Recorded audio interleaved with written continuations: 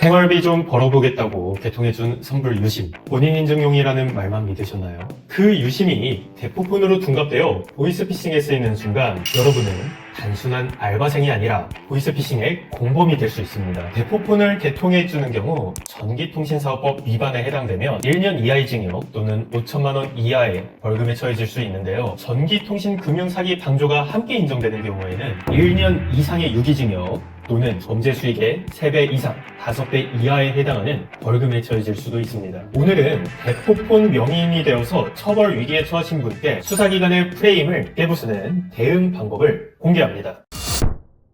경찰 조사를 받으러 가면 수사관님이 집요하게 물어보실 거예요. 유심을 넘겼는데 불법적인 일에 쓸 줄 몰랐냐고요. 보통은 억울하니까 몰랐다고만 대답하죠. 하지만 변호사의 시각에서 이렇게만 답변하시는 것은 정말 위험합니다. 수사기관은 여러분이 받은 수고비, 비정상적인 거래 방식을 이유로 들면서 여러분이 범죄에 쓸 줄 알면서도 방관했다는 이유로 전기통신사업법 위반뿐만 아니라 다른 범죄의 공범으로도 사건을 확대할 수 있습니다.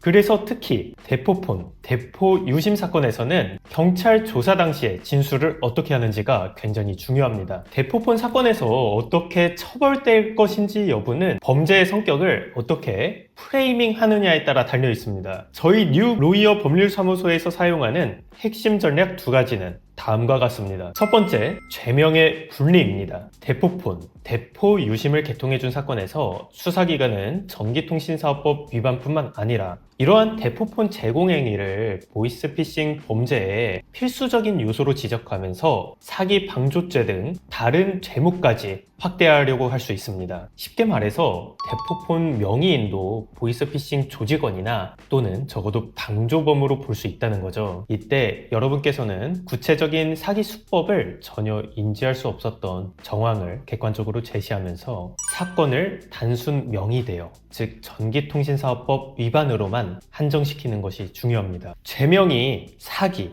또는 사기 방조에서 전기통신사업법 위반으로만 한정되는 것만으로도 실형을 피할 가능성은 상당히 높아지며 심지어 정식 재판 없이 구약식 또는 기소유예로 끝날 가능성도 높아집니다. 경우에 따라 무혐의도 가능하고요. 두 번째, 불법적인 일에 쓸지 몰랐다는 점을 증명하는 것입니다. 동일한 전기통신사업법 위반 사건이라고 하더라도 내 명의의 핸드폰이 합법적인 일에 쓰이는 것으로만 알고 있었는지 아니면 불법적인 일에 쓸 수도 있다는 것을 알고 있었을지에 따라서 처벌의 수위가 상당히 달라집니다. 이를 위해서 여러분께서 처음에 보셨던 광고, 업자와 주고받았던 카카오톡 메시지, 문자 메시지 등의 증거 자료를 정리한 후에 객관적인 사실관계를 재정리하여 수사기관을 설득할 필요가 있습니다. 이를 통하여 수사기관으로 하여금 여러분이 악질적인 범죄자가 아니라 생계형 과실을 저지른 자로 인식되게 할 필요가 있는 겁니다.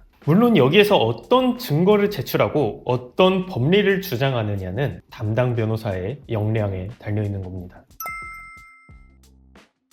대포폰, 대포 유심 사건으로 수사기관의 조사를 받게 된 경우라면 수사관님의 유도 질문에 말려들지 않고 유리한 조서를 남길 수 있게 전략적으로 대응하셔야 합니다. 첫째, 업자와 나눈 메시지를 증거로 수집해 주세요. 상대방이 본인에게 이거는 합법적인 일에만 사용할 거예요, 영업용 폰으로 사용하는 겁니다 라고 기망했던 대목을 남기셔야 합니다. 종종 경찰 조사 전에 불안한 마음에 상대방, 업자들과 주고받았던 메시지를 모두 삭제하시는 분들이 있어요. 절대 안 되는 일입니다. 증거 자료를 남겨놓아서 유리한 부분을 수사기관에 주장할 수 있도록 해야 합니다. 둘째, 범죄에 대한 인식 가능성까지 완벽히 차단하셔야 합니다. 수사관님에게 이상하다고 생각은 했어요, 이렇게 답변하시는 것은 유죄를 자백하는 것과 다름이 없습니다. 대신 업자, 업체 측에서 제시한 업무가 합법적이었다는 것을 신뢰할 수밖에 없었다는 객관적 정황을 제시하는 것이 중요합니다.